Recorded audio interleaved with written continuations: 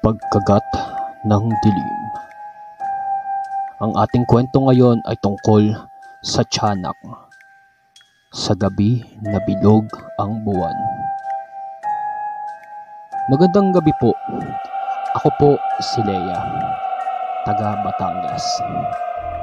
Gusto ko lang ibahagi ang nangyaring di ko malilimutan. Baka makatulong to sa ibang kagaya ko na hindi naniniwala noon. Noong isang taon, pauwi ako mula sa trabaho. Medyo 10 oras na ng gabi at dahil wala nang masakyan paakyat sa amin, naglakad ako pauwi. Sanay naman ako sa ganon. Tahimik na daan, madilim, puro puno at damo. Pero nang gabing yon, may narinig akong kakaiba. May narinig akong umiiyak. Iyon ay iyak ng isang sanggol. Akala ko guni-guni lang, pero habang lumalakad ako, lalong lumalakas ang pag-iyak. Doon ko nakita ang isang puting kumot na gumagalaw sa damuhan. Lumapit ako ng nag-aalangan at binuksan ko ang tela at nakita ko ang sanggol.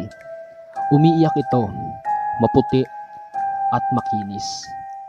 Pero maya-maya, tumigil siya sa pag-iyak at tumingin sa akin. Ngumiti ang sanggol. Hindi ko alam kung paano ko maipapaliwanag, pero nag-iba ang mukha ng sanggol. Ang mata niya ay naging itim. Ang ngipin nagsimulang lumabas at naging matatalas ito. At bago pa ako makatakbo, tumalon siya sa akin. Nagising na lang ako sa bahay ni Aling Sima. Si Aling Sima ay ang aming albularyong kapitbahay. Ako raw ay tumatakbo sa daan na parang wala sa sarili. May sugat ako sa braso at leeg.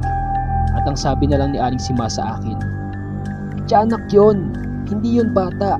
Nililigaw kayo para makain niya kayo, lalo na pag bilog ang buwan."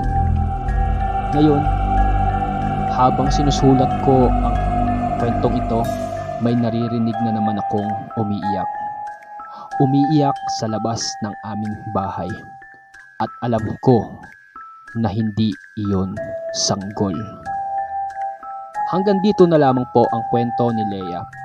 Kung kayo po ay may mga kwentong kababalaghan na hindi nyo malilimutan at nais ninyong i-share dito sa atin, baka mapili namin kayo, i-email nyo lang kami dito sa ating email, powerbuildph@gmail.com, at baka ang kwento mo na ang susunod nating ma-feature dito sa ating channel. Magandang araw sa inyong lahat at mag-follow, mag-share at mag-comment kayo dyan sa ating comment section. Papagpalang araw at magandang araw sa inyong lahat.